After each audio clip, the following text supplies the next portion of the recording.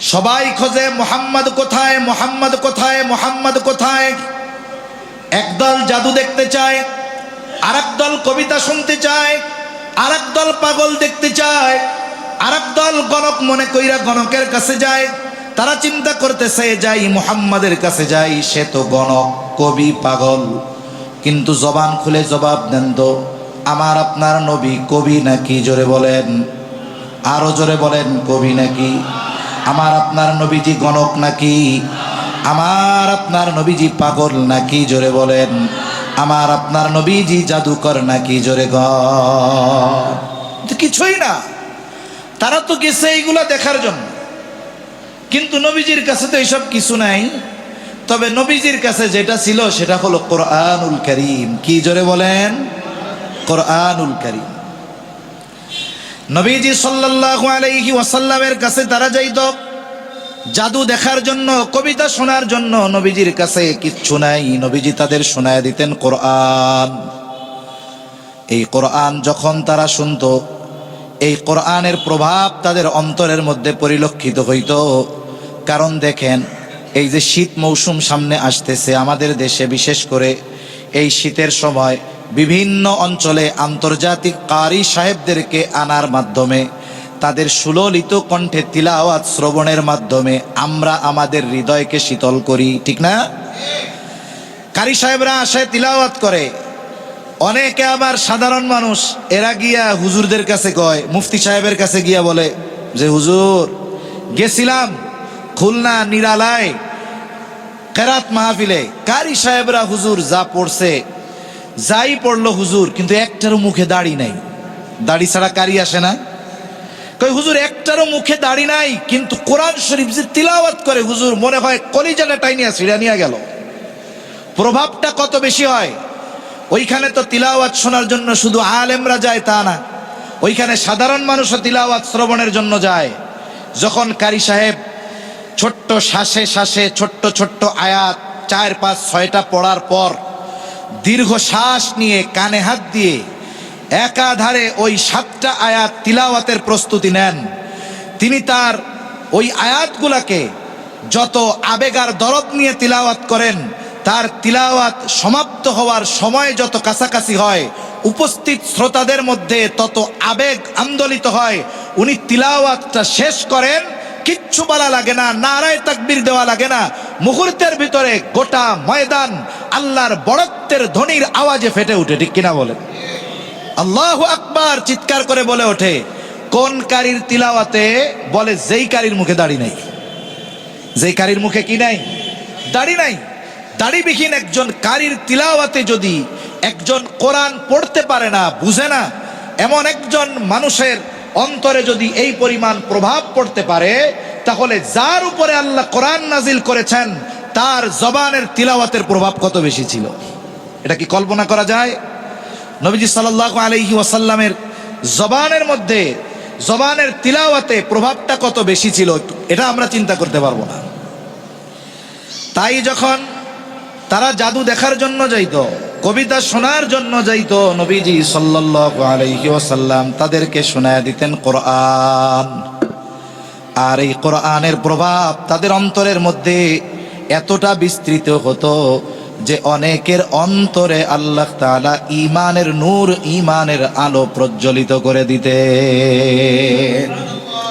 তাই একটা কথা বলতে গিয়ে অনেক দূর চলে গেলাম যে নবীজি সাল্লাল্লাহু আলাইহি ওয়াসাল্লামের চরিত্র হলো এমন এক চরিত্র, যেই চরিত্রের সত্যায়ন আল্লাহ করেছেন। আল্লাহ তাআলা নবুয়াতির পরে এটা করছেন, কিন্তু কাফেররা আমার আপনার নবীজির নবুয়াতির বহু আগে নবীজির উপাধি দিয়েছে আল আমিন, আস-সাদিক, সত্যবাদী, আমানতদার। কিন্তু আফসোসের বিষয়, আমরা সেই নবীর উম্মত হয়েছি ঠিক, ওই নবীর প্রদর্শিত আখলাক, ওই নবীর প্রদর্শিত সিরাত, ওই নবীর প্রদর্শিত সুন্নাত আজকে আমাদের মধ্যে নাই। এটা বড় দুঃখের বিষয়। তাই চারিত্রিক উন্নয়ন দরকার। আর এই জাতি, গোটা বিশ্ববাসীর চারিত্রিক উন্নয়ন হতে পারে একমাত্র মুহাম্মাদুর রাসূলুল্লাহ সাল্লাল্লাহু আলাইহি ওয়াসাল্লামের চরিত্রের অনুসরণের মাধ্যমে। এটা ব্যতীত সম্ভব নয়। কেন সম্ভব নয়? কারণ নবীজি সাল্লাল্লাহু আলাইহি ওয়াসাল্লামের এই চরিত্র শুধু উত্তম চরিত্র এমন নয়, বরং আল্লাহ তাআলা এই চরিত্র অনুসরণের জন্য আমাদের নির্দেশ দিয়েছে। নবীজি হতে হবে আমাদের আইডল, নবীজিকে বানাতে হবে আমাদের আদর্শ। তাই তো আল্লাহ তাআলা বলেন, লাকাদ কানা লাকুম ফি রাসূলিল্লাহি উসওয়াতুন হাসানা। আল্লাহ তাআলা বলেন, রাসূলের জীবন আদর্শের মধ্যেই তোমাদের জন্য রয়েছে উত্তম আদর্শ। আল্লাহ তাআলার দরবারে অগণিত শুকর যে মহান মালিক আমাদের হায়াতে বরকত দিয়ে সুস্থ রেখে হাজারো মানুষের মধ্য থেকে যাচাই বাছাই করে কিছু দিনই কথা বলবার এবং শ্রবণ করবার লক্ষ্যে এখানে একত্রিত হওয়ার তৌফিক দিয়েছেন। সেই মহামহিয়ান সর্বশক্তিমান আল্লাহ সুবহানাহু ওয়া তাআলার দরবারে কৃতজ্ঞতা প্রকাশার্থে অন্তর থেকে জবান খুলে কালিমাতুশ শুকর পাঠ করি, আলহামদুলিল্লাহ। অগণিত দুরূদ ও সালাম সৈয়দুল আম্বিয়া, আশরাফুল আম্বিয়া, খাতামুল আম্বিয়া, ইমামুল মুরসালিন, রহমাতুল লিল আলামিন মুহাম্মাদুর রাসূলুল্লাহ সাল্লাল্লাহু আলাইহি ওয়াসাল্লামের উপর। আমি আপনাদের খেদমতে পবিত্র কোরআনুল কারীমের ছোট্ট দুইটা আয়াত ও রাসূল আকরাম সাল্লাল্লাহু আলাইহি ওয়াসাল্লামের অগণিত হাদিস থেকে একটা হাদিস পাঠ করেছি। আল্লাহ তাআলার কাছে তৌফিক চাই, আল্লাহ তাআলা কিছু কথা আপনাদের সাথে মুযাকারা করার তৌফিক দেন, যে কথাগুলো আমাদের সবার দুনিয়া এবং আখিরাতের জন্য যেন কল্যাণকর হয়। সকলে জবান খুলে বলি আমিন। সিরাতুন নবী সাল্লাল্লাহু আলাইহি ওয়াসাল্লাম, রাসূল আকরাম সাল্লাল্লাহু আলাইহি ওয়াসাল্লামের সিরাত, জীবনী এর আলোচনা, এটাও ইবাদত। মূলত নির্দিষ্ট কোনো সময় বা দিন ক্ষণে যে নবীজি সাল্লাল্লাহু আলাইহি ওয়াসাল্লামের আলোচনা করতে হবে, এটা আমাদের গতানুগতিক একটা মনোভাব। রাসূল আকরাম সাল্লাল্লাহু আলাইহি ওয়াসাল্লামের আলোচনা তো গোটা হায়াতে চলবে। এটা শুধু আলোচনায় নয়, এটা আমার কথা, কর্ম, বাস্তব জীবনে সব জায়গায় এই জিনিসটা দরকার। রাসূলের সিরাত দরকার। সুন্দর হইছে, সব জায়গায় এই জিনিসটা দরকার, রাসূলের সিরাত। পবিত্র কোরআনুল কারীমে একটা সূরা আছে, ছোট্ট একটা সূরা, সূরাটার নাম হলো সূরা কাউসার। রাসূলুল্লাহ সাল্লাল্লাহু আলাইহি ওয়াসাল্লামের সর্বশেষ ছেলে সন্তান ইব্রাহিম রাদিয়াল্লাহু তাআলা আনহু যখন ইন্তেকাল করছেন, মক্কার মুশরিকরা বলা শুরু করছে যে সে তো আবতার হয়ে গেছে, তার নাম নেওয়ার মতো দুনিয়ায় আর কেউ থাকবে না, কোনো ছেলে সন্তান নাই, সে যখন দুনিয়া থেকে চলে যাবে সেও চলে যাবে, তার ধর্মও চলে যাবে, তার নাম নেওয়ার মতো কেউ থাকবে না। কেননা স্বাভাবিকভাবে মানুষের যেই বংশ বিস্তার হয়, এটা কন্যা সন্তানের মাধ্যমে হয় না, এটা ছেলে সন্তানের মাধ্যমে হয়। আমাদের গ্রামেও এই ধরনের কথা বলে যে যার কোনো ছেলে সন্তান নাই, অথবা সন্তান একটা ছিল মারা গেছে, অনেক মানুষ বলে আহারে এই লোকটার বংশে বাতি জ্বালানোর আর কেউ থাকলো না, এই লোকটার জন্য দোয়া করার কেউ থাকলো না, এই লোকটার কথা বলার মতো আর কেউ থাকলো না। কিন্তু আল্লাহ সুবহানাহু ওয়া তাআলা যদি কারো নাম স্মরণকে সমুন্নত করতে চান, এটা এই বংশ বিস্তারের মাধ্যমে করা লাগে না। আল্লাহ সুবহানাহু ওয়া তাআলা আমার আপনার নবীজির ক্ষেত্রে ওই পদ্ধতি অবলম্বন করেছেন। নবীজির ছেলে সন্তান দুনিয়ায় ছিল না ঠিক, কিন্তু নবীজির নাম কখনো এই পৃথিবী থেকে অনুচ্চারিত হবে এমন একটা সময়ও আল্লাহ তাআলা এই পৃথিবীতে অতিবাহিত হতে দেন না। সুবহানাল্লাহ। ওরা বলেছিল নাম নেওয়ার কেউ থাকবে না, আর আল্লাহ তাআলা এমন সিস্টেম করলেন যে এই পৃথিবীতে একটা মুহূর্ত নবীজির নাম ব্যতীত অতিবাহিত হবে না। এই পৃথিবীতে সর্বপ্রথম ফজরের আজান হয় প্রশান্ত মহাসাগরের মধ্যে ছোট্ট একটা দেশ ফিজিতে। সময়টা গোটা পৃথিবীর মধ্যে চলমান থাকে, তার মানে গোটা পৃথিবীতে এক সময় এক জায়গায়, মানে একসাথে সব জায়গায় ফজরের ওয়াক্ত হয় না। যেমন আমাদের সাথে সৌদি আরবের সময়ের দূরত্ব 3 ঘন্টা, তার মানে আমরা মাগরিব পড়েছি, কিন্তু তাদের ওইখানে এখনো মাগরিবের ওয়াক্ত হয় নাই। তাহলে পৃথিবীতে প্রত্যেক দেশের সাথে সময়ের একটা দূরত্ব আছে, বাংলাদেশের মধ্যেও দূরত্ব আছে। তা এখন এই যে সময়টা তো একটা রাউন্ড সার্কেল ঘুরতেছে।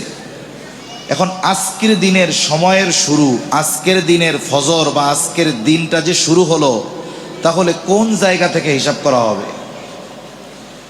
আন্তর্জাতিক একটা ডেট লাইন আছে প্রশান্ত মহাসাগরের মধ্যে, একেবারে লম্বা, যে এই সীমানার এই পার থেকে দিনের সূচনা হিসাবে ধরা হবে।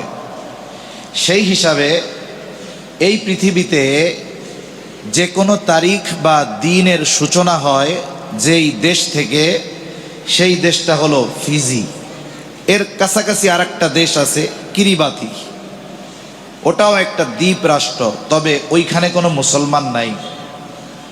সম্প্রতি সময়ে ওই দ্বীপটাতে কিছু কাদিয়ানিরা গিয়ে বসতি স্থাপন করেছে। এখন বলেন, কাদিয়ানিরা মুসলমান না কাফের? তাহলে তাদের হিসাব বাদ।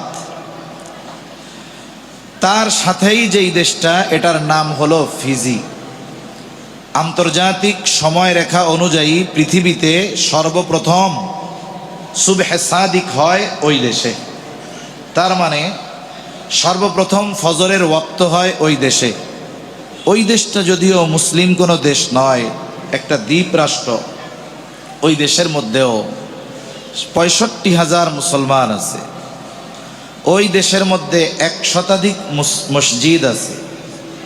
ওই দেশের রাজধানী যেটা, সেটার নাম হলো সুবা। চতুর্দিকে প্রশান্ত মহাসাগর, পৃথিবীর সবচাইতে গভীরতম যেই জায়গাটা, এটা প্রশান্ত মহাসাগরের একটা জায়গা, মারিয়ানা ট্রেঞ্চ। এই জায়গার যেই মসজিদটা, সুবা কেন্দ্রীয় জামে মসজিদ, এই মসজিদ 100 বছরের বেশি আগে প্রতিষ্ঠিত হয়েছে। 100-110 বছরের মতো বয়স ওই মসজিদটার। ওইখানে শুরু হয় ফজরের আজান। পৃথিবীর প্রথম দিনের শুরু হয় ওই জায়গা থেকে। ওই জায়গা থেকে ফজরের ওয়াক্ত শুরু। সর্বশেষ ওই সময়টা ঘুরে একেবারে 23 থেকে 24 ঘন্টা পরে সর্বশেষ আবার হয় কোথায়? বলে শুরু তো ওই জায়গায়, শেষটাও ওর কাছাকাছি, তবে সেটা আমেরিকাতে। আমেরিকার হাইতি দ্বীপ, ওই দিকে হয় সর্বশেষ ফজরের ওয়াক্ত। এই যে 23-24 ঘন্টার সার্কুলেশন, একটা সময়ের যেই চক্র, বলে এই 24 ঘন্টাই পৃথিবীব্যাপী ফজরের আজান চলতে থাকে। সুবহানাল্লাহ। তাহলে এই আজান, এর মধ্যে রাসূল আকরাম সাল্লাল্লাহু আলাইহি ওয়াসাল্লামের স্মরণ আছে না নাই? আজানের মধ্যে কি বলে? আল্লাহু আকবার, আল্লাহু আকবার, আল্লাহু আকবার, আল্লাহু আকবার, আশহাদু আল্লা ইলাহা ইল্লাল্লাহ, আশহাদু আল্লা ইলাহা ইল্লাল্লাহ, আশহাদু আন্না মুহাম্মাদার রাসূলুল্লাহ, আশহাদু আন্না মুহাম্মাদার রাসূলুল্লাহ। আল্লাহ তাআলার নামের সাথে নবীজির নাম উচ্চারিত হয়। এই যে শুরু হলো আটলান্টিক মহাসাগরের একটা দ্বীপ রাষ্ট্র থেকে আল্লাহর নামের সাথে নবীজির নামের উচ্চারণ, গোটা পৃথিবীব্যাপী সময়ের সাথে সাথে এই আজান চলতে থাকে। ইন্দোনেশিয়া এর পর 3 মিনিট সময়ের দূরত্বের ব্যবধান, তার মানে ফিজির আজান শেষ হওয়ার আগে শুরু হয়ে যায় মুসলিম ভূখণ্ডের অন্যতম দেশ ইন্দোনেশিয়ার মধ্যে আজান। এই আজান সময়ের সাথে সাথে চলতে চলতে একটা সময় আমাদের দেশে পৌঁছায়া যায়। আমাদের দেশের সাথে ওই ফিজি, ওই রাষ্ট্রের সময়ের দূরত্ব হলো 6 ঘন্টা।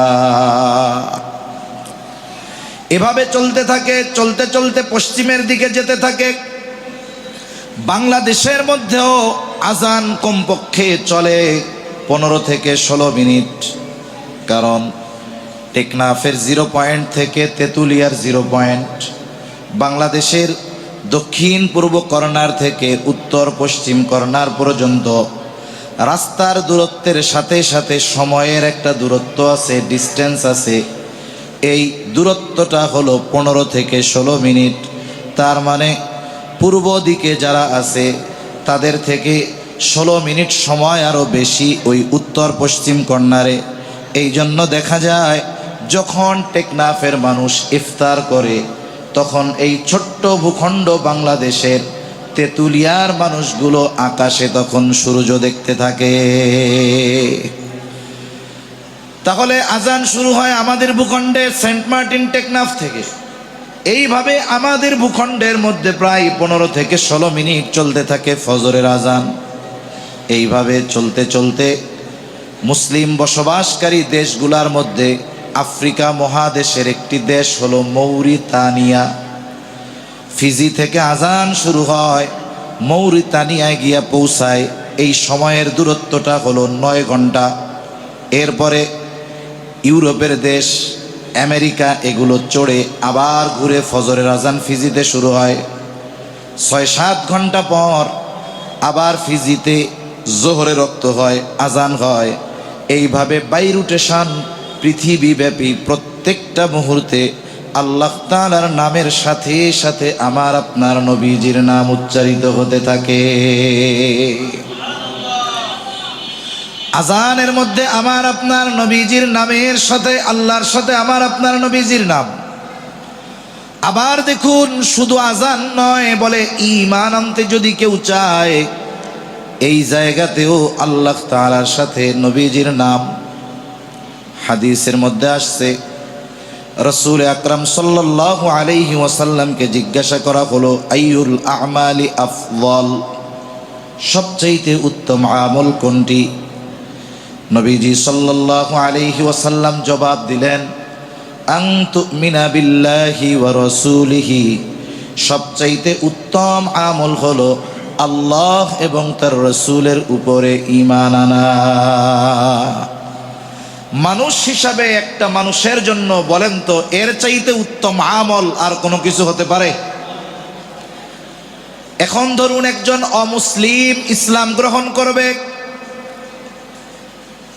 এই ব্যক্তিকে কালিমা পাঠ করার জন্য বলা হলো। সে খুব একাগ্রতার সাথে, বিশ্বাসের সাথে অন্তর থেকে কালিমা পাঠ করতেছে। সে শুধু বলল লা ইলাহা ইল্লাল্লাহ, আল্লাহর ব্যাপারে সাক্ষ্য দিল, কিন্তু মুহাম্মাদুর রাসূলুল্লাহ বলল না। বলুন তো ওই ব্যক্তি যত দৃঢ়তা আর বিশ্বাসের সাথে আল্লাহ তাআলার প্রতি ঈমান আনার ঘোষণা দিক না কেন, সে যদি মুহাম্মাদুর রাসূলুল্লাহ সাল্লাল্লাহু আলাইহি ওয়াসাল্লামের রিসালাতের ব্যাপারে সাক্ষ্য না দেয়, ওই ব্যক্তি ঈমানদার বলে গণ্য হবে নাকি? তাহলে নবীজির নাম উচ্চারণ করা ব্যতীত, নবীজির রিসালাতের সাক্ষ্য দেওয়া ব্যতীত ঈমানদার হওয়া যাবে না। তাহলে আজানের মধ্যে নবীজির নাম, আল্লাহর নামের সাথে নবীজির নাম, ঈমানের সাথে, ঈমানের মধ্যে আল্লাহর নামের সাথে আমার আপনার নবীজির নাম। আজান, এরপরে আছে ইবাদত। ইবাদতের মধ্যেও আছে আল্লাহ তাআলার সাথে আমার আপনার নবীজির নাম।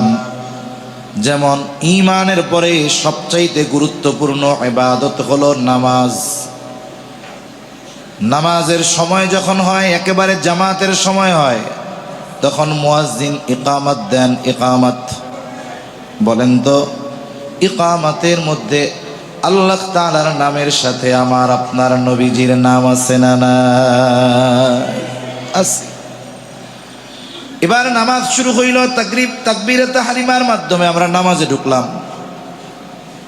বলেন তো প্রত্যেক নামাজেই দুরূদ শরীফ পড়ার দরকার আছে না নাই?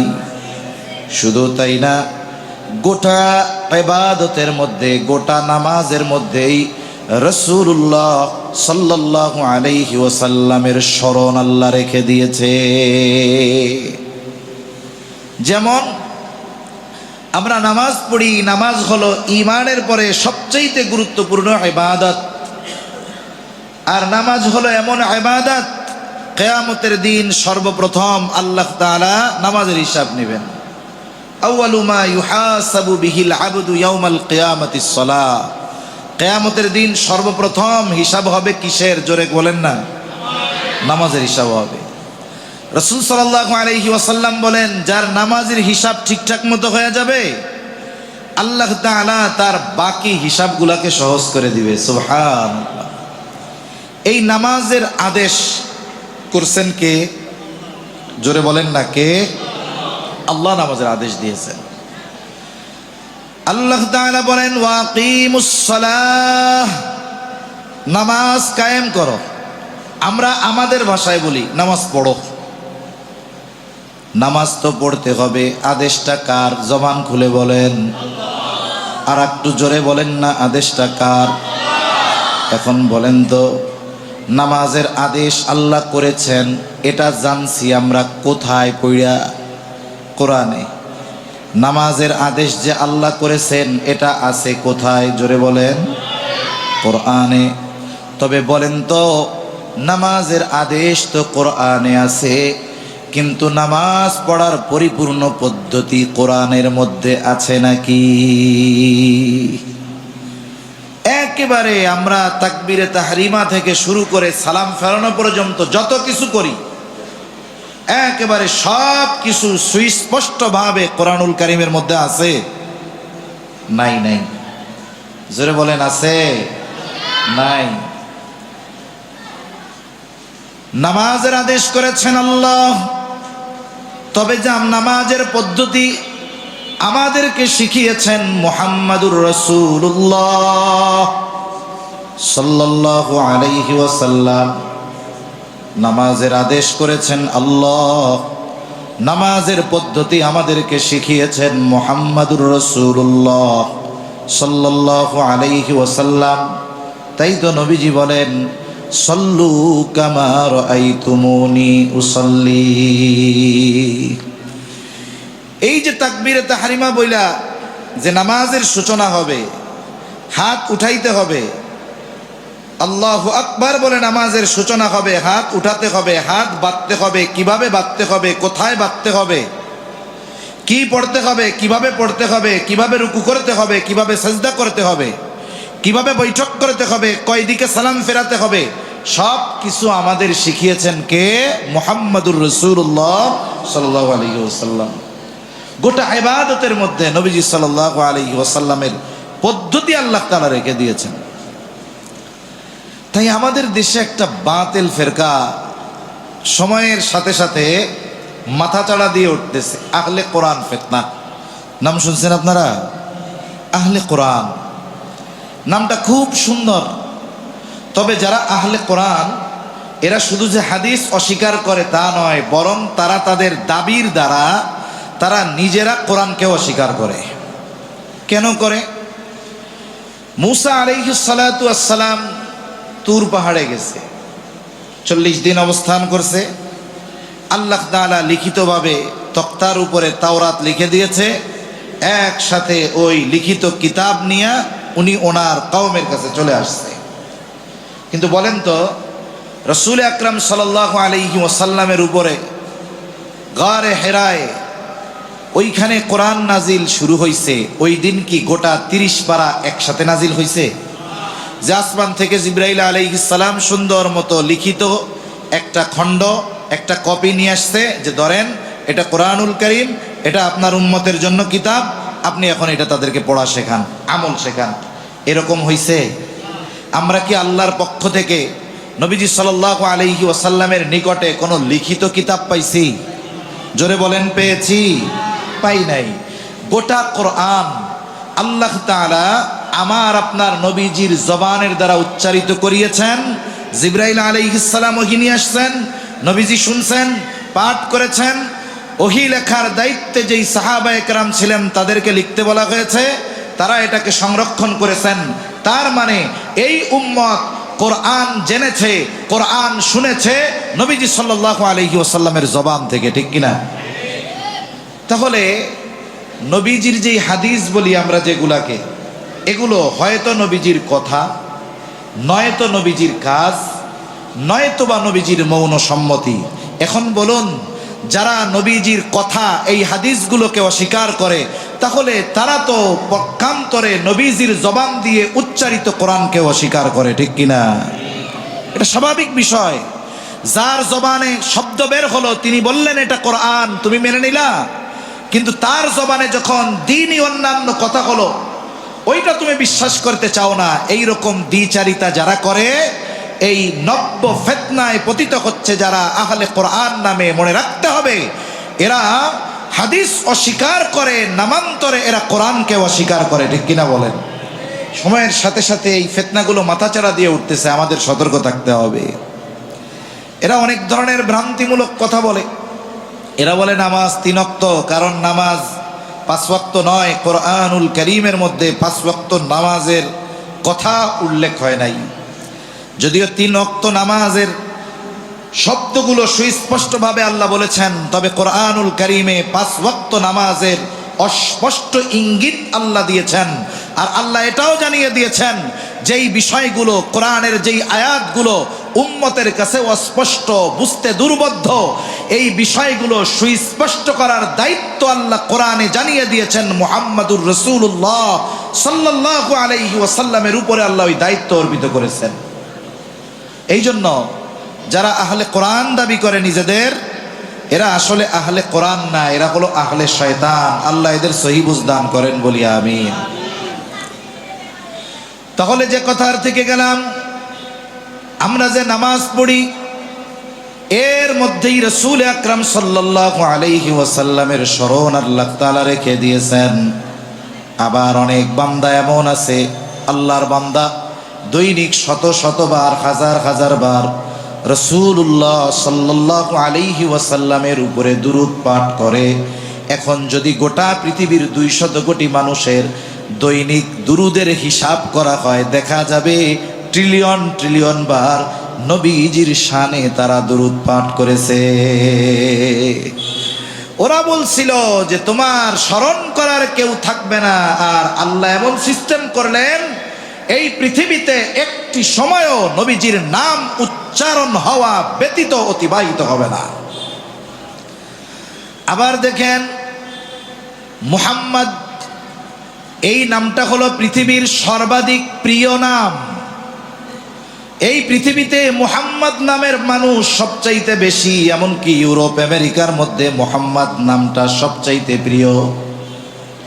গবেষকেরা বলেন, এই পৃথিবীতে যত মুসলমান আছে, ধরেন 200 কোটি, এর মধ্যে কমপক্ষে 20 কোটি মানুষের নাম হলো মুহাম্মদ, সরাসরি নামই মুহাম্মদ। আর আমাদের বাংলাদেশের অবস্থা তো এরকম, উপমহাদেশের মানুষগুলার নামের অবস্থা এইরকম যে আমরা নাম যাই রাখি না কেন, নামের সাথে মুহাম্মদ আমরা সবাই জুড়ে দেই। আমরা নাম হিসাবে মুহাম্মদ রাখি না, মুহাব্বতের কারণে নামের সাথে মুহাম্মদ লাগায় দিই। এই হিসাব যদি করা হয়, তাইলে দেখা যাবে পৃথিবীতে 50 কোটি মানুষ আছে যাদের নামের সাথে হয়তো কারো নাম, অথবা কেউ নামের সাথে মুহাম্মদ শব্দটা যুক্ত করছে। এইরকম মানুষের সংখ্যা হবে পৃথিবীতে 5 কোটি, 50 কোটি। এখন বলেন, একটা সন্তান, তার নাম হলো মুহাম্মদ, দৈনিক তার মা বাপ তাকে শত শতবার ডাকে, তাই না? ডাকে না? শত শতবার ডাকে। উদ্দেশ্য ভিন্ন, সন্তানের নাম হিসাবে ডাকে, কিন্তু মুহাম্মদ শব্দটা তো সে উচ্চারণ করে। নবীজি সাল্লাল্লাহু আলাইহি ওয়াসাল্লামের নামকে আল্লাহ তাআলা সমুন্নত করে দিয়েছেন, স্মরণকে আল্লাহ তাআলা সমুন্নত করে দিয়েছেন। শুধু তাই নয়, যখন আরবে কোনো ব্যক্তি কোনো অপরিচিত ব্যক্তিকে ডাক দেয়, আমরা কেমনে ডাকি? এই মিয়া, এরকম ডাকি না? এ ভাই, এ মিয়া এদিকে আসেন, এই শুনেন, আমরা ডাক দেই এইভাবে। কিন্তু আরবের মানুষ, অপরিচিত মানুষ, নাম জানে না, কিন্তু তার সাথে যখন কথা বলে, বলে ইয়া মুহাম্মদ, ওর নাম যা হয় হোক, যখন কেউ আপনারা ইয়া মুহাম্মদ করে ডাকতেছে, বুঝতে হবে ওই লোকটা আপনারা খুব মহব্বত করে। এটা তাদের পরিভাষায় নিয়ে নিয়েছে। আর পরিভাষায় এই শব্দটাকে কেন নিল? এটাও মুহাম্মাদুর রাসূলুল্লাহ সাল্লাল্লাহু আলাইহি ওয়াসাল্লামের মহব্বতের কারণে। তাহলে যে কথা বলতেছিলাম, কাফেররা বলেছিল আপনার নাম উচ্চারণ করার কেউ থাকবে না, তার নাম নেওয়ার কেউ থাকবে না, তার বংশ হয়ে যাবে, কারণ সে লেজ কাটা, তার নাম নেওয়ার আছে। এর মধ্যে অন্যতম একটি মাধ্যম হলো বেশি বেশি দুরূদ শরীফ পাঠ করা। কারণ রাসূল আকরাম সাল্লাল্লাহু আলাইহি ওয়াসাল্লাম বলেন, যে ব্যক্তি দিনের শুরুতে 10 বার আর দিনের শেষে 10 বার আমার উপরে দুরূদ পাঠ করে, নালাতহু শাফাআতি ইয়াউমাল কিয়ামাহ, কিয়ামতের দিন তার জন্য সুপারিশ করা আমার জন্য জরুরি হয়ে যায়। যে যত বেশি দুরূদ পাঠ করে নবীজির সাথে তার পরিচয়, ঘনিষ্ঠতা তত বাড়ে। কেমনে বাড়ে? হাদিসের মধ্যে আসছে, যখন কোনো ব্যক্তি দুরূদ পাঠ করে, এই পৃথিবীতে আল্লাহ তাআলা একদল ফেরেশতাকে এই দায়িত্ব দিয়ে রাখছেন, যাদের দায়িত্ব হলো যখন কোনো ব্যক্তি নবীজির জন্য দুরূদ পাঠ করে, ওই দুরূদের খবর নিয়া ফেরেশতা নবীজির কাছে পৌঁছায়া দেয়। শুধুমাত্র দুরূদ পাঠকারীর পরিচয় নবীজির কাছে ফেরেশতারা বলে এমন নয়, বরং ওই ব্যক্তির পিতৃ পরিচয় সহ নবীজির সামনে তুলে ধরা হয়। অমকের ছেলে অমক আপনার জন্য সালাম পাঠাইছে, বাবার পরিচয় সহ তার পরিচয় নবীজির কাছে তুলে ধরা হয়। এখন অনেকে বলতে পারে, গোটা পৃথিবীতে মুসলমান তো 200 কোটি, এত দুরূদ পাঠ করে, আর হাদিসের মধ্যে আসছে নবীজি সাল্লাল্লাহু আলাইহি ওয়াসাল্লাম, তাহলে যখন কেউ দুরূদ পাঠ করে তার পিতৃ পরিচয় সহ নবীজি সাল্লাল্লাহু আলাইহি ওয়াসাল্লামের কাছে পৌঁছায় দেওয়া হয়। এখন বলতে পারে, পৃথিবীর 200 কোটি মুসলমান, এত দুরূদ পাঠ হয়,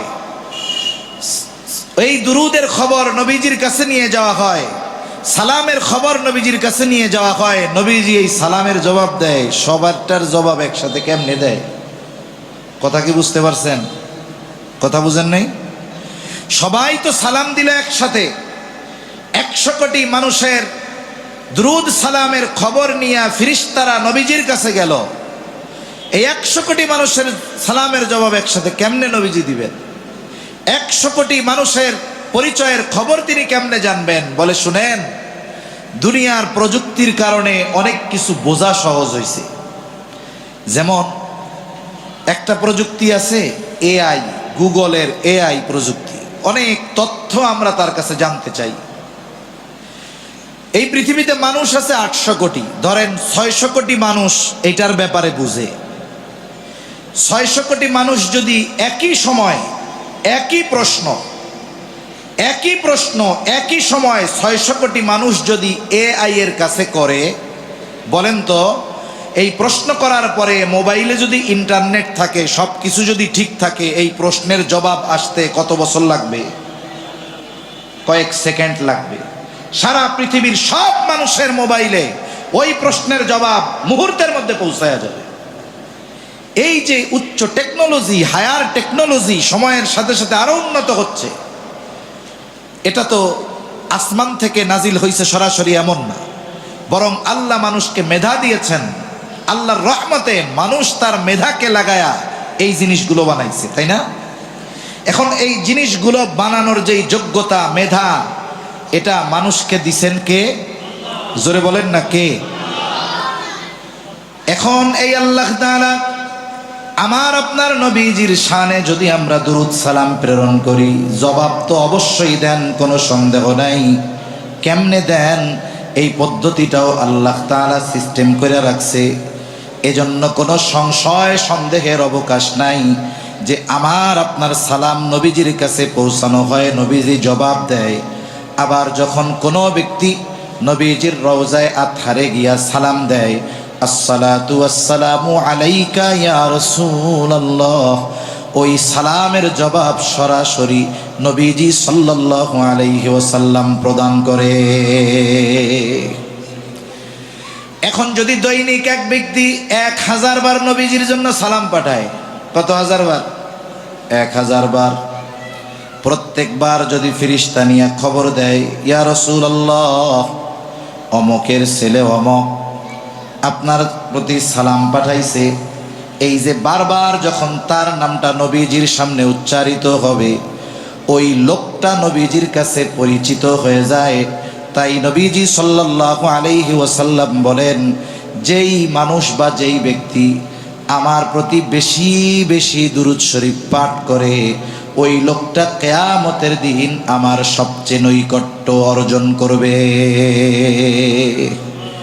নবীজি সাল্লাল্লাহু আলাইহি ওয়াসাল্লামের সাথে তার একটা সম্পর্ক, মোহাব্বত তৈরি হয়ে যায়, পরিচিতি লাভ করে। অনেক সময় অনেক মানুষ আছে যারে আমরা দেখি নাই, কিন্তু তার আলোচনার কারণে সে কেমন যেন আমার আপনার কাছে পরিচিত মনে হয়।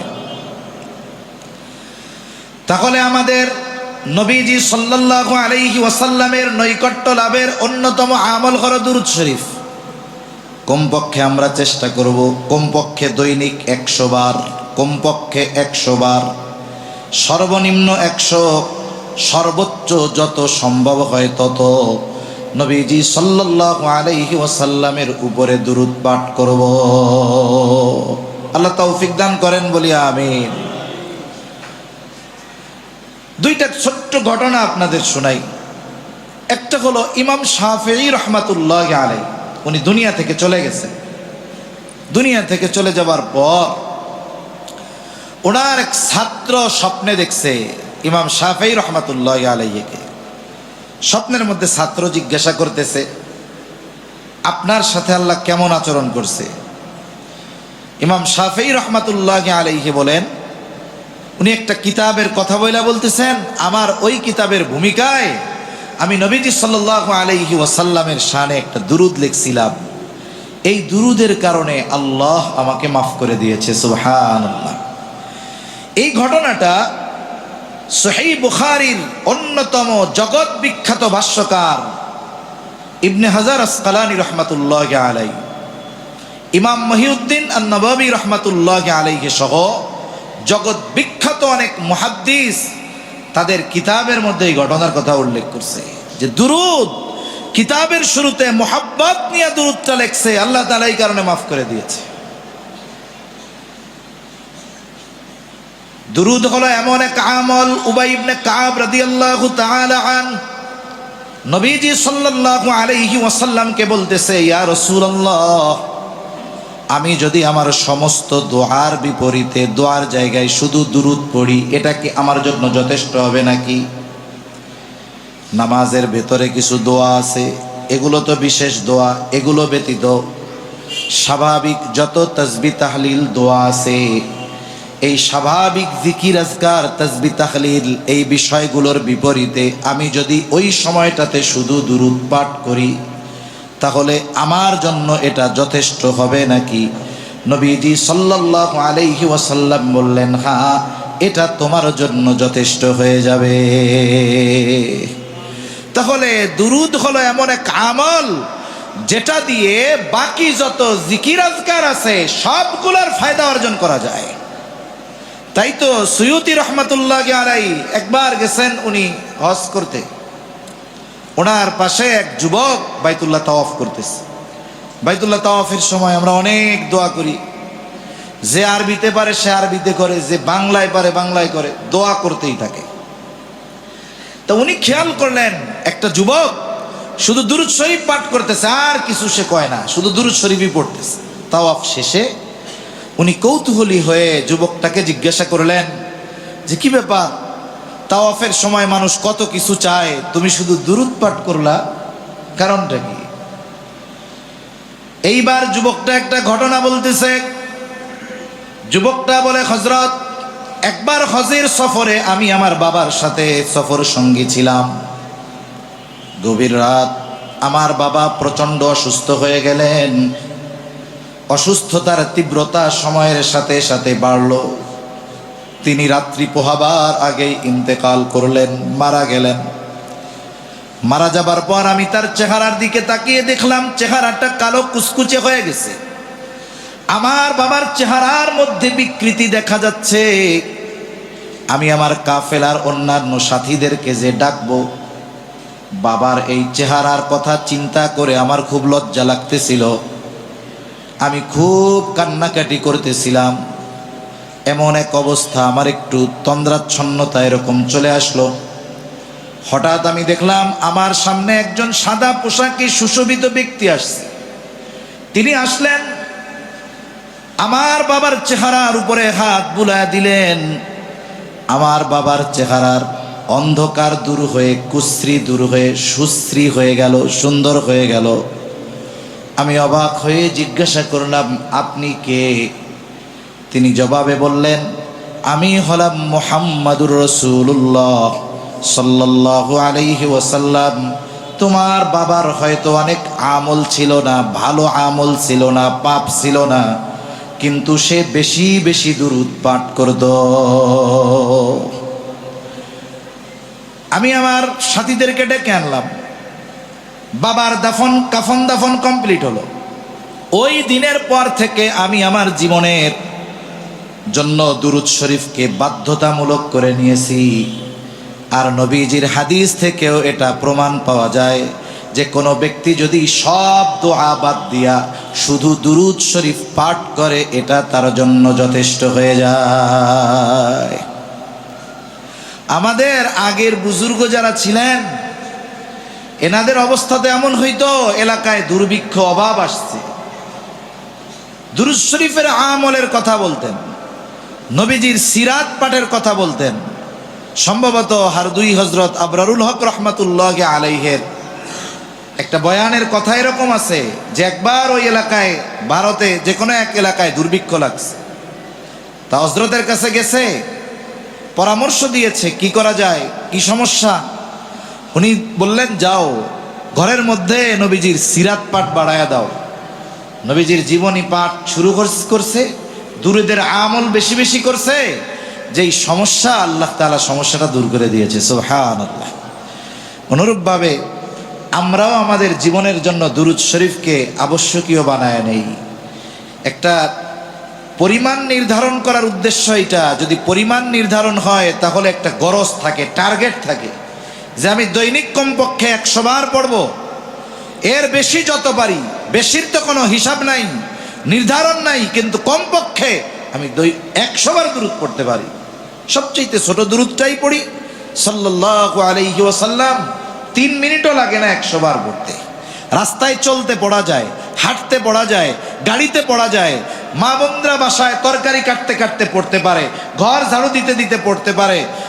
এটা কোনো ব্যাপারই না। যদি শুধু একটু গরজ দিয়ে নিজের জীবনের জন্য দুরূদ শরীফটাকে আবশ্যকীয় বানায় নিতে পারি, আশা করা যায় দুনিয়া আখিরাতের সকল কঠিন সমস্যাগুলো আমার আপনার জন্য সহজ হয়ে যাবে।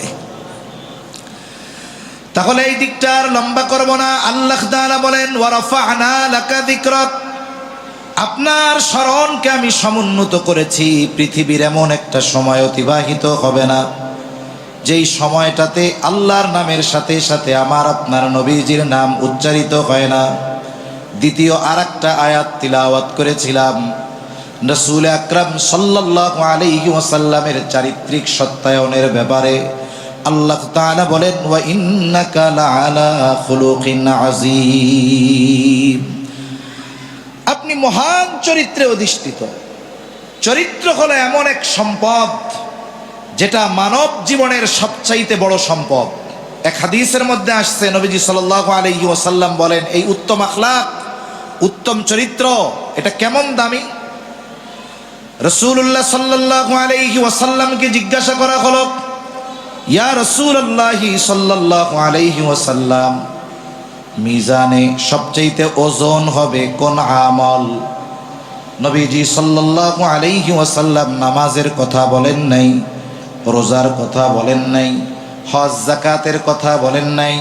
নবীজি জানায়া দিলেন, মিজানে সবচাইতে ওজন হবে উত্তম চরিত্র। উত্তম চরিত্র এটা হবে মিজানে সবচেয়ে ওজনদার। একজন মুমিন তার আমলে কমতি হতে পারে, গুনাহ হতে পারে, কিন্তু যদি তার চারিত্রিক সৌন্দর্যতা অর্জিত হয়, সে যদি আখলাকে হামিদা অর্জন করতে পারে, প্রশংসনীয় চরিত্র অর্জন করতে পারে, ওই উত্তম চরিত্র মিজানে সবচাইতে ওজনদার হবে, সবচাইতে ভারী হবে। আবার রাসূলুল্লাহ সাল্লাল্লাহু আলাইহি ওয়াসাল্লাম আর হাদিসের মধ্যে বলেন, পিতার জন্য পুত্রের প্রতি সবচাইতে বড় দান হলো উত্তম আখলাক শিক্ষা দেওয়া।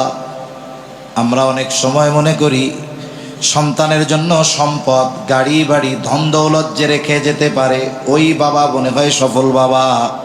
কিন্তু নবীজি জানায় দেন, সন্তানের প্রতি পিতার সবচাইতে বড় দান হলো উত্তম আখলাক। তাই শুধু সন্তানের জন্য সম্পদ গড়ার চেষ্টা করলে হবে না, বরং আমাদের তো এই মেহনত করা দরকার, আমাদের সন্তানগুলোর চরিত্র যেন উত্তম চরিত্র হয়, আখলাক যেন আখলাকে হামিদা হয়। আল্লাহ তৌফিক দান করেন। তা আমার আপনার নবীজির চরিত্র কেমন? আমার আপনার নবীজির চরিত্র হলো এমন এক চরিত্র যেটার সত্যায়ন দুনিয়ার কেউ করে নাই। নবীজির চরিত্রের সত্যায়ন করেছেন কে? আল্লাহ। তবে আবার এমনটা নয় যে নবীজির চরিত্র নবুয়তির পরে পরিপূর্ণ উত্তম হয়েছে, নবুয়তির আগে অন্যরকম ছিল, বিষয়টা এমন না। নবীজির চরিত্র এইরকম, একটা উদাহরণ দিলে বুঝতে সহজ হবে। নবীজির চরিত্রটা মনে করেন স্বর্ণ। এক ব্যক্তি 20 বছর আগে সৌদি আরব থেকে একটা স্বর্ণের বার আনছে, বিস্কিট বার। ওই স্বর্ণের খণ্ডটা যদি 20 বছর তার আলমারি বা ঘরের মধ্যে থাকে, বলেন তো কেনার সময় ওইটার যেই উজ্জ্বলতা ছিল 20 বছর পরে ওই রকম উজ্জ্বলতা কি থাকবে? উজ্জ্বলতা থাকবে না। ওইটার উজ্জ্বলতা কমে যাবে, ওইটার উপরে ময়লা পড়বে, ওইটা দেখতে আগের মতো চকচক করবে না। হ্যাঁ, চকচক করতেছে না ঠিক, কিন্তু দাম কি কমে যাবে নাকি? মূল্য কি কমবে? নবীজি সাল্লাল্লাহু আলাইহি ওয়াসাল্লামের নবুয়তির আগের চরিত্র স্বর্ণ, পরের চরিত্র স্বর্ণ। কারণ আমার আপনার নবীজির চরিত্র এমন, শরীয়তে যত বিষয় নিষিদ্ধ আছে আমার আপনার নবীজির দ্বারা নবুয়তির আগে কখনো ওই ধরনের কাজ সংগঠিত হয় নাই। নামাজ, মদ এটা হারাম হয়েছে নবুয়তির অনেক পরে। নবুয়তির আগে স্বাভাবিকভাবে মক্কার মানুষ পানির মতো মদ পান করত। নবুয়তির পরেও কিন্তু সাথে সাথে মদ হারাম হয় নাই। ওই সময়ও যারা ঈমান এনেছিল তারাও মদ পান করত। কিন্তু বলুন তো, কেউ এই কথা বলতে পারবে নাকি নবুয়তির পরে তো বহুদূর, নবুয়তির আগে আমার আপনার নবীজি কোনোদিন মদ পান করেছে নাকি? আমার আপনার নবীজি নবুয়তির আগে কোনোদিন মদ পান করে নাই। তাই শরীয়তে যত বিষয় হারাম আছে, নিষিদ্ধ আছে, এমন কোন কাজ আমার আপনার নবীজির দ্বারা নবুয়তির আগেও সংগঠিত হয় নাই। নবুয়তির পরে যদি ওইটা হারাম ঘোষিত না হয়ে থাকে, হারাম ঘোষিত হওয়ার আগ পর্যন্ত কোনোদিন আমার আপনার নবীজির দ্বারা এই ধরনের কোনো কাজ হয় নাই। তাই কাফেররা আমার আপনার নবীজিকে বারবার হত্যার অপচেষ্টা করেছে, কিন্তু কখনো চারিত্রিক অপবাদ দেওয়ার দুঃসাহস করতে পারে নাই। কাফেররা সংঘবদ্ধভাবে হত্যার চেষ্টা করেছে। নবীজি নামাজে সেজদায় গেছেন, উটের নাড়ি ভুড়ি আইনা নবীজির উপরে চাপায় দিয়েছে যেন শ্বাসরুদ্ধ হয়ে মারা যায়। নবীজি দাঁড়ায় আছেন, কাপড় গলার সাথে পেঁচায়া শ্বাসরুদ্ধ করে হত্যার অপচেষ্টা করা হয়েছে। কাফেররা সব গোত্র একত্রে মিলে মিটিং করে সংঘবদ্ধভাবে নবীজিকে হত্যার অপচেষ্টা করেছে। অথচ কোনো কাফের আমার আপনার নবীজির চারিত্রিক ব্যাপারে অপবাদ দেওয়ার দুঃসাহস করতে পারে না। কাফেররা আমার আপনার নবীজির থেকে মানুষরা যেন দূরে থাকে, কাছে যেন না যায়, এই জন্য নবীজির ব্যাপারে তারা সাধারণত 4টি শব্দ মানুষের কাছে বলতো। কয়টি শব্দ? 1 নাম্বার বলতো মুহাম্মদ পাগল, 2 নাম্বার বলতো জাদুকর, 3 নাম্বার বলতো কবি, 4 নাম্বার বলতো গণক। এই 4টা শব্দ নবীজির ব্যাপারে তারা ব্যবহার করত। উদ্দেশ্য কি? সত্যকে যেন ফুটিয়ে তুলতে না পারে, মানুষ যেন ওইখানে না যায়, কারণ গেলে তো সে সত্যের আলোয় আলোকিত হয়ে যাবে, তাই নবীর থেকে দূরে সরাতে হবে। 3 বছর নবীজি গোপনে দাওয়াত দিয়েছেন। আল্লাহ তাআলার এইবার আদেশ, প্রকাশ্যে দাওয়াত দেন, প্রতিবেশী আত্মীয় স্বজনের মধ্যে দাওয়াত দেওয়া শুরু করেন। নবীজি সাল্লাল্লাহু আলাইহি ওয়াসাল্লাম আবু কুবাইস পাহাড়ে উঠে নবীর তার রিসালাতের ঘোষণা দিয়ে দিলেন। লম্বা কথা, আমি মূল যেটা বলা উদ্দেশ্য সেটা বলতেছি। কাফেররা এবার চিন্তিত হয়ে গেল, বিরোধিতা তো চলতেছে, নতুন এক ধর্ম নিয়ে আসছে মুহাম্মদ, কিছু মানুষ ইতিমধ্যে গোপনে তার অনুসারী হয়ে গেছে, এখন প্রকাশ্যে জীবনের ভয় না করে তার অনুসারী হচ্ছে, ঈমান আনতেছে। সময় গড়িয়ে হজের মৌসুম চলে আসলো। জাহেলিয়াতের সময়ও হজ হইত, তবে এখনকার সিস্টেমে নয়। ওই সময়ও পৃথিবীর আনাজ কানাজ থেকে মানুষ বাইতুল্লাহ জিয়ারতের জন্য আসতো ওই হজের মৌসুমে।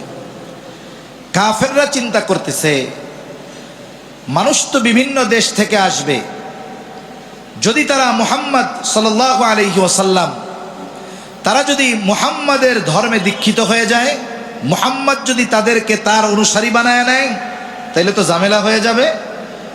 কি করা যায়? বলে যারা মক্কায় আসবে, মক্কায় প্রবেশের একেবারে মেইন গেটে প্রবেশদ্বারে তাদের সকলকে সতর্ক করে দেওয়া হবে।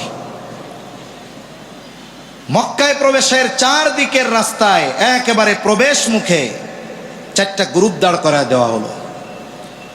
পশ্চিম দিক দিয়ে যারা মক্কায় ঢুকবে, ওইখানে কাফেরদের নিয়োজিত ঘোষণাকারীরা তাদেরকে বলতেছে, এই শুনে নাও, সাবধান, মক্কায় একজন মানুষ আছে, তার নাম হলো মুহাম্মদ, খবরদার, সে কিন্তু একজন পাগল, তোমরা তার কাছে যাবা না, তার কোনো কথা শুনবা না।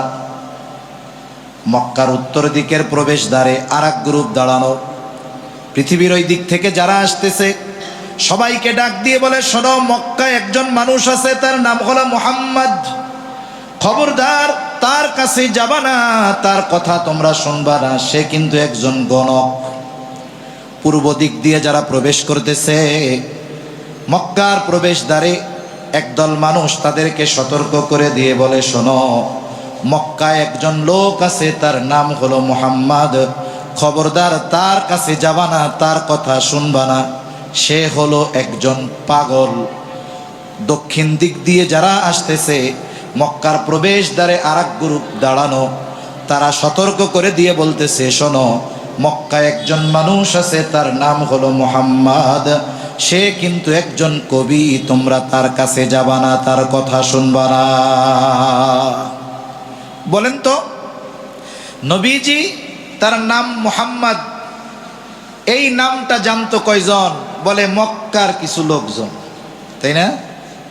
এই নবীজির নাম তো বিশ্বব্যাপী ছড়িয়ে দেওয়া দরকার। এখন তো ফেসবুক নাই, ইউটিউব নাই, ইন্টারনেট নাই।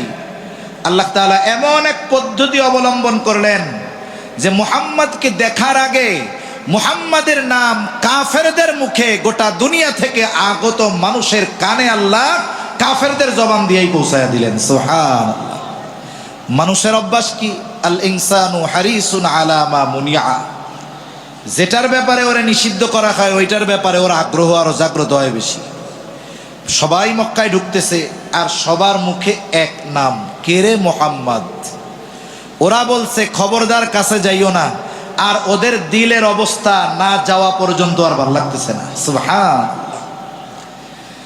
সবাই খোঁজে মুহাম্মদ কোথায়, মুহাম্মদ কোথায়, মুহাম্মদ কোথায়। একদল জাদু দেখতে চায়, আরেক দল কবিতা শুনতে চায়, আরেক দল পাগল দেখতে চায়, আরেক দল গণক মনে কইরা গণকের কাছে যায়।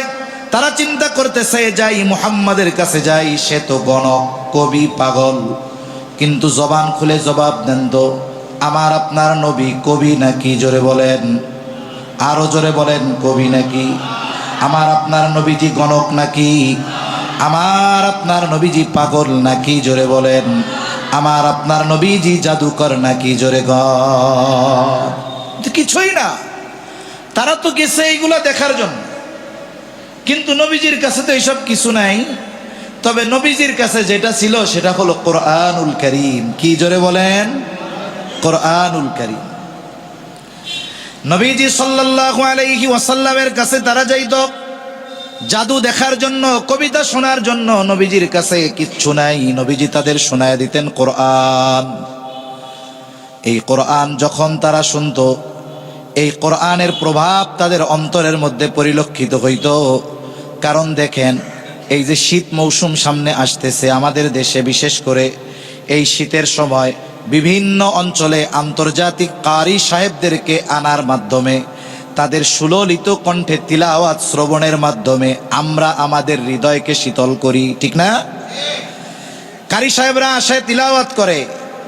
অনেকে আবার সাধারণ মানুষ, এরা গিয়া হুজুরদের কাছে কয়, মুফতি সাহেবের কাছে গিয়া বলে যে হুজুর, গেছিলাম খুলনা নিরালায় কেরাত মাহফিলে, কারি সাহেবরা হুজুর যা পড়ছে, যাই পড়লো হুজুর, কিন্তু একটারও মুখে দাড়ি নাই। দাড়ি ছাড়া কারি আসে না? কই হুজুর একটারও মুখে দাড়ি নাই, কিন্তু কোরআন শরীফ যে তিলাওয়াত করে হুজুর, মনে হয় কলিজাটা টাইনিয়া ছিঁড়া নিয়ে গেল। প্রভাবটা কত বেশি হয়! ওইখানে তো তিলাওয়াত শোনার জন্য শুধু আলেমরা যায় তা না, ওইখানে সাধারণ মানুষও তিলাওয়াত শ্রবণের জন্য যায়। যখন কারি সাহেব ছোট্ট শ্বাসে শ্বাসে ছোট্ট ছোট্ট আয়াত 4, 5, 6টা পড়ার পর দীর্ঘ শ্বাস নিয়ে কানে হাত দিয়ে একাধারে ওই 7টা আয়াত তিলাওয়াতের প্রস্তুতি নেন, তিনি তার ওই আয়াতগুলাকে যত আবেগ আর দরদ নিয়ে তিলাওয়াত করেন, তার তিলাওয়াত সমাপ্ত হওয়ার সময় যত কাছাকাছি হয়, উপস্থিত শ্রোতাদের মধ্যে তত আবেগ আন্দোলিত হয়। উনি তিলাওয়াতটা শেষ করেন, কিচ্ছু বলা লাগে না, নারায়ে তাকবীর দেওয়া লাগে না, মুহূর্তের ভিতরে গোটা ময়দান আল্লাহর বড়ত্বের ধ্বনির আওয়াজে ফেটে ওঠে, ঠিক কিনা বলেন? আল্লাহু আকবার চিৎকার করে বলে ওঠে। কোন কারির তিলাওয়াতে? বলে যেই কারির মুখে দাড়ি নাই। যেই কারির মুখে কি নাই? দাড়ি নাই। দাড়িবিহীন একজন কারির তিলাওয়াতে যদি একজন কোরআন পড়তে পারে না, বুঝে না, এমন একজন মানুষের অন্তরে যদি এই পরিমাণ প্রভাব পড়তে পারে, তাহলে যার উপরে আল্লাহ কোরআন নাজিল করেছেন তার জবানের তিলাওয়াতের প্রভাব কত বেশি ছিল, এটা কি কল্পনা করা যায়? নবীজি সাল্লাল্লাহু আলাইহি ওয়াসাল্লামের জবানের মধ্যে, জবানের তিলাওয়াতে প্রভাবটা কত বেশি ছিল, এটা আমরা চিন্তা করতে পারবো না। তাই যখন তারা জাদু দেখার জন্য যাইত, কবিতা শোনার জন্য যাইত, নবীজি সাল্লাল্লাহু আলাইহি ওয়াসাল্লাম তাদেরকে শোনায়া দিতেন কোরআন। আর এই কোরআনের প্রভাব তাদের অন্তরের মধ্যে এতটা বিস্তৃত হতো যে অনেকের অন্তরে আল্লাহ তাআলা ঈমানের নূর, ঈমানের আলো প্রজ্বলিত করে দিতে। তাই একটা কথা বলতে গিয়ে অনেক দূর চলে গেলাম যে নবীজি সাল্লাল্লাহু আলাইহি ওয়াসাল্লামের চরিত্র হলো এমন এক চরিত্র, যেই চরিত্রের সত্যায়ন আল্লাহ করেছেন। আল্লাহ তাআলা নবুয়াতির পরে এটা করছেন, কিন্তু কাফেররা আমার আপনার নবীজির নবুয়াতির বহু আগে নবীজির উপাধি দিয়েছে আল আমিন, আস-সাদিক, সত্যবাদী, আমানতদার। কিন্তু আফসোসের বিষয়, আমরা সেই নবীর উম্মত হয়েছি ঠিক, ওই নবীর প্রদর্শিত আখলাক, ওই নবীর প্রদর্শিত সিরাত, ওই নবীর প্রদর্শিত সুন্নাত আজকে আমাদের মধ্যে নাই। এটা বড় দুঃখের বিষয়। তাই চারিত্রিক উন্নয়ন দরকার। আর এই জাতি, গোটা বিশ্ববাসীর চারিত্রিক উন্নয়ন হতে পারে একমাত্র মুহাম্মাদুর রাসূলুল্লাহ সাল্লাল্লাহু আলাইহি ওয়াসাল্লামের চরিত্রের অনুসরণের মাধ্যমে। এটা ব্যতীত সম্ভব নয়। কেন সম্ভব নয়? কারণ নবীজি সাল্লাল্লাহু আলাইহি ওয়াসাল্লামের এই চরিত্র শুধু উত্তম চরিত্র এমন নয়, বরং আল্লাহ তাআলা এই চরিত্র অনুসরণের জন্য আমাদের নির্দেশ দিয়েছে। নবীজি হতে হবে আমাদের আইডল, নবীজিকে বানাতে হবে আমাদের আদর্শ। তাই তো আল্লাহ তাআলা বলেন, লাকাদ কানা লাকুম ফি রাসূলিল্লাহি উসওয়াতুন হাসানাহ। আল্লাহ তাআলা বলেন, রাসূলের জীবন আদর্শের মধ্যেই তোমাদের জন্য রয়েছে উত্তম আদর্শ। রাসূলুল্লাহ সাল্লাল্লাহু আলাইহি ওয়াসাল্লামের যেই আখলাক, এটার গ্রাফ কেমন? একজন মানুষ খুব ভালো, সাধারণ মানুষ। একটা মানুষের অনেকগুলো পরিচয় থাকে, সব পরিচয়ে যে সে সর্বোচ্চ ভালো এমনটা হইতে পারে না। যেমন একজন মানুষ বাবা হিসাবে ভালো, কিন্তু দেখা যায় সে শ্বশুর হিসাবে ভালো না। একজন মানুষ শ্বশুর হিসাবে ভালো, কিন্তু দেখা যায় ওই ব্যক্তি ভালো হিসাবে, ভাই হিসাবে ভালো না। ভাই হিসাবে ভালো, কিন্তু দেখা যায় সে সহকর্মী বা বন্ধু হিসাবে ভালো না, সে ব্যবসায়িক হিসাবে ভালো না। তার মানে একটা মানুষের চারিত্রিক যত দিক আছে, দুনিয়ার কোনো মানুষ প্রত্যেকটা ক্ষেত্রে ওই দিকের পরিপূর্ণ সুন্দর আখলাক অর্জন করতে পারে না। কিন্তু আমার আপনার নবীজির চরিত্রটা হলো এইরকম। একটা মানুষের যতগুলো পরিচয় থাকতে পারে, প্রত্যেক পরিচয়ে সর্বোত্তম আখলাকের অধিকারী হলেন আমার আপনার নবী মুহাম্মদুর রাসূলুল্লাহ সাল্লাল্লাহু আলাইহি ওয়াসাল্লাম। এমন না যে উনি বাবা হিসাবে ভালো কিন্তু শ্বশুর হিসাবে এর চাইতে একটু কম ভালো, এমন না। বরং উনি বাবা হিসাবে যতটুক ভালো, বলে এটা তো পরিপূর্ণ, শ্বশুর হিসাবে ওই রকম সর্বোত্ত উত্তম, ওই রকম ভাবে সাহাবাদের মধ্যে সঙ্গী হিসাবে উনি সর্বোত্তম। যত পরিচয় আছে প্রত্যেকটা পরিচয়ে আমার আপনার নবী সর্বোত্তম আখলাকের অধিকারী। তাই তো নবীজি সাল্লাল্লাহু আলাইহি ওয়াসাল্লাম বলেন, ইন্নামা বুইসতু লিউতাম্মিমা মাকারিমাল আখলাক। নবীজি সাল্লাল্লাহু আলাইহি ওয়াসাল্লাম বলেন, আমাকে উত্তম চরিত্রে পরিপূর্ণতা প্রদানার্থে প্রেরণ করা হয়েছে। আমার আপনার নবীজির আগে যত নবী দুনিয়ায় এসেছেন, সব নবী উত্তম চরিত্রওয়ালা নবী, কোনো সন্দেহ নাই। কিন্তু আমার আপনার নবী শুধু উত্তম চরিত্রওয়ালা নবী এমন নয়, বরং আমার আপনার নবীজি হলেন উত্তম চরিত্রে পরিপূর্ণতা দান করনেওয়ালা নবী। তাই ওই নবীর চরিত্র, ওই নবীর আখলাক, ওই নবীর সিরাত শুধু আলোচনার মধ্যে আমাদের সীমাবদ্ধ রাখলে হবে না, বরং ওই সিরাতের আলোকে আমাদের জীবনকে সুসজ্জিত করতে হবে। ঠিক কিনা বলেন? কারণ এই পৃথিবীতে আমার আপনার নবীর আগে যত নবী গেছে, আমার আপনার নবীর আগে যত নবী গেছে, কোন নবীর জীবনী সিরাত সহি শুদ্ধভাবে এই পৃথিবীতে লিপিবদ্ধ নাই, সংরক্ষিত নাই, বরং যে যার মতো করে ওটাকে বিকৃত করে ফেলেছে। কিন্তু আমার আপনার নবীজির সিরাত মুহাদ্দিসিনে কেরাম এমন ভাবে এটাকে সন্নিবেশিত করেছেন। নবীজি সাল্লাল্লাহু আলাইহি ওয়াসাল্লামের চুল কেমন ছিল জানি আমরা, হাঁটা কেমন ছিল জানি আমরা, তিনি কিভাবে খাইতেন, তিনি কিভাবে কথা বলতেন, সব কিছু হাদিসের কিতাবের মধ্যে সুন্দরভাবে লিপিবদ্ধ আছে না নাই? আছে। রাসূলুল্লাহ সাল্লাল্লাহু আলাইহি ওয়াসাল্লামের এই আদর্শ আমাদের বাস্তব জীবনে পরিণত করতে হবে। রাসূলের আদর্শের রঙে, সুন্নাতের রঙে আমাদেরকে সাজাতে হবে। কারণ রাসূল সাল্লাল্লাহু আলাইহি ওয়াসাল্লামের সিরাতকে যারা ধারণ করবে, এদের পথ নিরাপদ, এবং এই পথটাই সিরাতে মুস্তাকিম, এটারই শেষ গন্তব্য হবে জান্নাত। ঠিক কিনা বলেন? তাই সম্মানিত উপস্থিতি, আমরা আমাদের আখলাকি পরিবর্তন আনার চেষ্টা করি, চারিত্রিক উন্নতি করার চেষ্টা করি, আখলাকে হামিদা অর্জনের চেষ্টা করি। আর এর জন্য রাসূলের জীবন আদর্শ ব্যতি রেখে পরিপূর্ণ আখলাকে হামিদা অর্জন করা এটা কশ্চিন কালেও সম্ভব হবে না। তাই তো দেখুন, একজন অমুসলিম ব্যক্তি, তিনি পৃথিবীর প্রভাবশালী 100 ব্যক্তির জীবনে লিখছেন, এখানে আমার আপনার নবীজির নামকে তিনি অমুসলিম হওয়ার পরেও 1 নম্বরে দিয়েছেন। কেন? তিনি নিরপেক্ষ দৃষ্টিকোণ থেকে নবীজির সিরাত পাঠ করে এই বিষয়ে নিশ্চিত হয়েছেন যে এই পৃথিবীবাসীর মুক্তির জন্য মুহাম্মাদুর রাসূলুল্লাহ সাল্লাল্লাহু আলাইহি ওয়াসাল্লামের আদর্শবিহীন এই পৃথিবীবাসীর মুক্তি সম্ভব নয়। তাই আমরা আমাদের ব্যক্তিগত জীবন, পারিবারিক জীবন, রাষ্ট্রীয় জীবন, সামাজিক জীবন যদি সুন্দর করতে চাই, সিরাত চর্চায় মনোযোগ দিতে হবে, সাথে সাথে ওইটার আলোকে আমল করতে হবে। সর্বশেষ কথা দেখুন, যে কথার থেকে এইদিকে চলে গেলাম, জেহেন থেকে ছুটে গিয়েছিল। আমি আপনি যদি প্রত্যেকটা ক্ষেত্রে আদর্শবান হতে চাই, মুহাম্মাদুর রাসূলুল্লাহ সাল্লাল্লাহু আলাইহি ওয়াসাল্লামের অনুসরণ করতে হবে। মনে করেন একজন বিবাহ করবে, তার নিয়ত হলো আমি একজন আদর্শবান স্বামী হব। এখন সে নিয়ত করছে এই আদর্শ স্বামীর গুণটা আমি নিব ঈসা আলাইহিস সালাম থেকে। তার মানে আমি আদর্শ স্বামী যে হব, এই আদর্শ হওয়ার গুণটা নিব ঈসা আলাইহিস সালাম থেকে। বলেন তো ওই ব্যক্তি কি ঈসা আলাইহিস সালাম থেকে আদর্শ স্বামী হওয়ার গুণ নিতে পারবে? ওনার জীবনী যা আছে ওটা তো বাদ, কিন্তু উনি তো বিবাহই করেন নাই, তাইলে আপনি আদর্শ স্বামী ওনার পারিবারিক জীবন থেকে কেমনে আপনি শিক্ষা গ্রহণ করবেন?